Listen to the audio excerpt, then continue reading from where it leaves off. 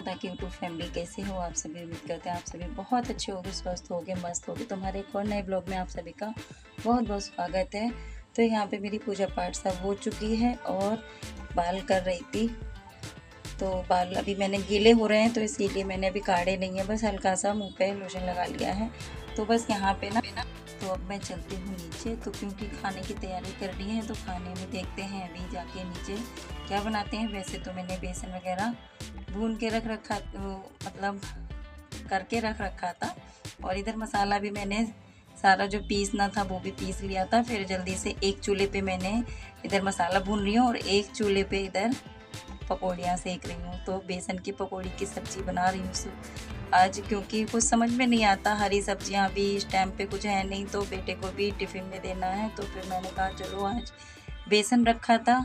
जब कुछ समझ में नहीं आता है तो फिर बस यही होता है ना, बेसन रखा हो तो कुछ भी बेसन का बना लो, चाहे पकौड़ी बना लो या मतलब लौकी के कबाब बना लो, कोफ्ते वगैरह जो भी हैं। तो बहुत सही रहता है अगर बेसन घर में रखा हुआ हो और कुछ सब्ज़ी समझ में ना आए, तो बस यही चलता है। तो इधर बस मसाला भी भुन रहा है, प्याज जो डाल दी है और अब इसमें टमाटर मैंने काट के डाल दिए हैं। तो एक गृहिणी की ज़िंदगी यही होती है कि बस सुबह उठते के साथ घर की साफ़ सफाई, घर के सारे काम देखना होते हैं और ख़ुद के लिए भी टाइम निकालना पड़ता है अगर कुछ करने वाली हो तो इधर ना जब जल्दी जल्दी हमारा काम निबट जाता है ना, तो फिर आराम से हम और भी काम कर सकते हैं। तो यहाँ पे नमक भी डाल दिया, क्योंकि ये टमाटर ना थोड़े से मुलायम हो जाएंगे, तो इसीलिए मैंने इसमें थोड़ा सा नमक डाल दिया। प्याज बहुत अच्छे से पिसी हुई थी, लहसुन प्याज तो बहुत अच्छे से भुन भी चुकी है। और अब मैं बाकी के मसाले जो भी मेरे यूज़ होने वाले रोज़ के होते हैं, मिर्ची, धनिया, हल्दी, ये सारी चीज़ें मैं डाल दूँगी। फिर अच्छे से मसाला भूनूँगी। तो पकौड़ी भी थोड़ी सी रह गई हैं, एक बारी की शायद रह गई हैं बनने के लिए, बाकी की सारी मैंने बना दी हैं। और ऐसा ही गर्मा गर्म सेक रही थी, तो बच्चे आ गए थे तो उनको भी इसमें से निकाल दी थी मैंने थोड़ी सी पकौड़ी। क्योंकि पकौड़ी ऐसी चीज़ होती है ना, और नाश्ते के टाइम पे बस जब बना लो तो फिर तो आधी तो ये समझ लो सब्ज़ी बनती है और आधी तो ऐसे ही खप जाती हैं।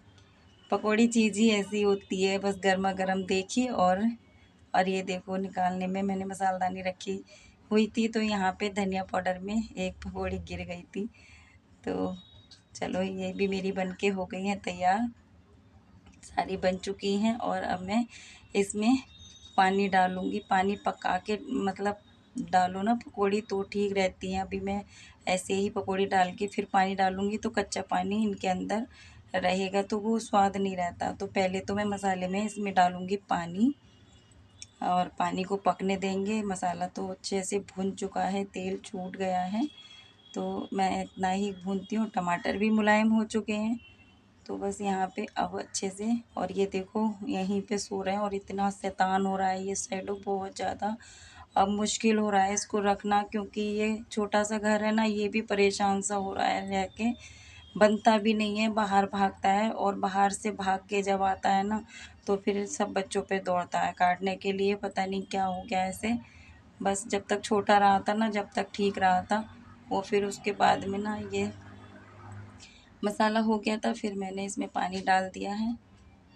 तो हाँ, मैं इसकी साइडों की बोल रही थी, बहुत ज़्यादा परेशान कर रहा है। अब बच्चे शौक शौक में रख तो लेते हैं, अब कहो तो फिर मन भी नहीं करता कहीं छोड़ने का, क्योंकि घर में पला है तो बाहर जाएगा तो फिर पता नहीं क्या होगा इसके साथ, क्या नहीं होगा, तो ये भी डर लगा रहता है कि। तो मैंने इनसे बच्चों से बोला कि बस इसको इसकी माँ के पास छोड़ आओ तो ठीक रहेगा, हमें भी दिमाग में नहीं रहेगा कि हाँ ये मतलब कहीं और जाके किस तरीके से रह रहा है, किस तरीके से नहीं रह रहा है।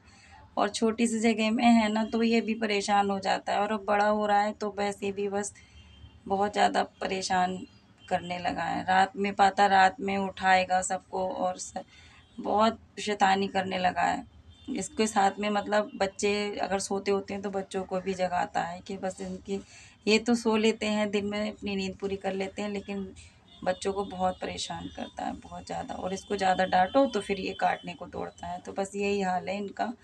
तो चलो सब्ज़ी भी हमारी बन चुकी है और इधर मैंने आटा भी लगा लिया था, फटाफट कर लेते हैं टिफ़िन पैक बना के। और उसके बाद में अभी मुझे ना गेहूँ भी साफ़ करने हैं।